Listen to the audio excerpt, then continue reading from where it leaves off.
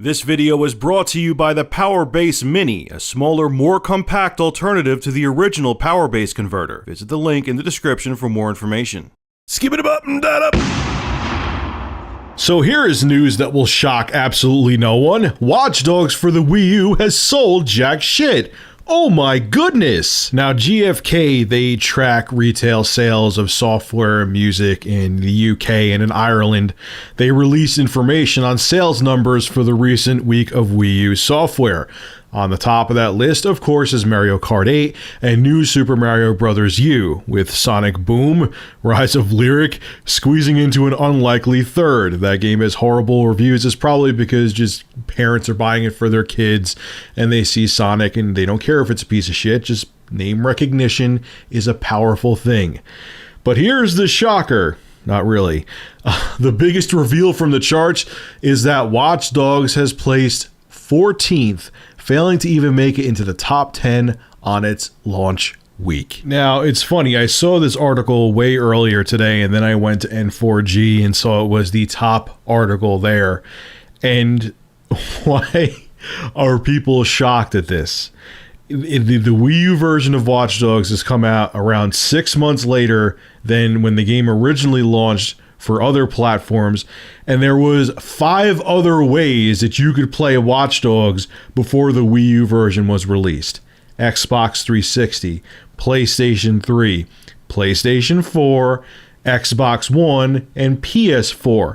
That's 5 other platforms that a crap ton of people own that they could have played Watch Dogs on. Even if those same people also owned a Wii U, why would they buy the game again for the Wii U? The chances of someone just owning a Wii U and having Watch Dogs to be the only way to play that game is slim to none. And if someone already wanted to play Watch Dogs, they had a shit ton of other ways to do it. What makes me flip my shit about this, and I've talked about this countless times before, then that's an understatement, is that other developers are going to look at Watch Dogs for the Wii U selling like shit, put common sense aside, and say, oh, Watch Dogs for the Wii U, AAA title, didn't move any units on the Wii U. Sad day, not going to release my game for the Wii U. Even though anyone with a brain will be like, wow, it came out for 5 other platforms 6 months earlier. Wow, it doesn't have all the DLC like the other platforms. Yeah, it's basically the GIMP version, so of course no one is going to buy it for the Wii U. Other developers aren't going to see that. Investors into those other development companies aren't going to see. They're going to be like, fuck no, I don't want to take the risk of putting all that research and development into a Wii U version of a game and have it not sell. So Nintendo is going to continuously keep getting, it's a catch-22. They're going to keep getting shot in the foot, and they're going to keep taking a step back when it comes to getting third-party support. Reggie Fils-Aimé could talk out of his ass all day and say, oh, we do have third-party support. But honestly, Sonic the Hedgehog isn't fucking cutting it. What is like the newest Sonic game, like at 38 on Metacritic right now? The Sonic just needs to die. It's not Mario. Sonic has had his day. It's long gone. Sega has killed it. That is not a third-party title to be proud of. Sorry, Reggie. The other brutal reality that I've brought up before, and a lot of people have gotten defensive and have made 20-minute videos saying they hate me because I bring up this fact, is that Nintendo has alienated third-party developers pretty much since the N64. And really before that, they used bullying tactics to keep third-party developers to make games exclusively for their platforms, especially back in the NES days. But if you really think about it, from the N64, they've alienated third-party developers. It's insane. When they went with the cartridge-based format, there are 2 competing platforms. The Sega Saturn and the PlayStation used CD-ROMs. It was easier to program, for, at least for the PlayStation. The Sega Saturn's a different story. So a lot of third-party devs alienated Nintendo's platform and went to the PlayStation platform, which is part of the reason why Sony is where it is right now, at least when it comes to gaming.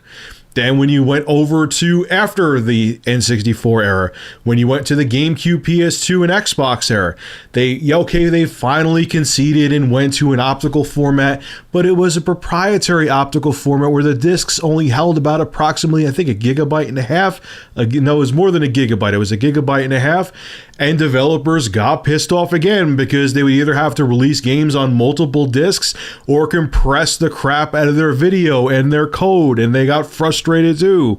Then you go on to the generation after that. Yes, the Wii, the original Wii, was a success to a point. But what happened was, after everyone got over swinging dildos around on the screen, third-party developers couldn't release the same games that they could release on the 360 and PS3. The games, because let's face it, the original Wii was really just as capable as an original Xbox. Actually, I think it was slightly less powerful than an original Xbox. So you weren't releasing those AAA games that you were releasing on the PlayStation 3 and 360. So Nintendo is pretty much has always alienated third-party developers. And now with the Wii U, which they should have still made the system more powerful, where they're like, oh, please come back, please come back. There's two things. One, they pissed off third-party developers, and third-party developers don't see them as a viable platform.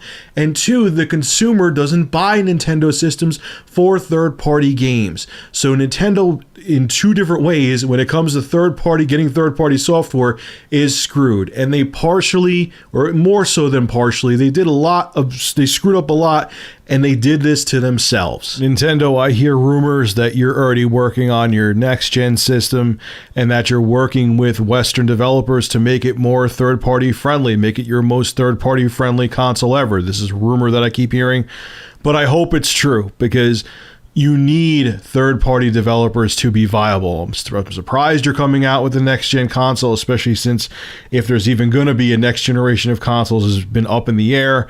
But if you are, I hope that you are working with third-party developers from the West to make your system be more third-party friendly, because you need it. You need third-party You need a good balance of first-party titles, exclusives, and you need third-party titles. If you have those combined, that will make your next-gen console be a huge success. So I hope that you're making the right moves behind the scenes right now. All right, folks, this is Rich of Review Tech USA. Make sure to rate, comment, favorite, and subscribe. And as always, thank you for supporting my channel. Have a good one.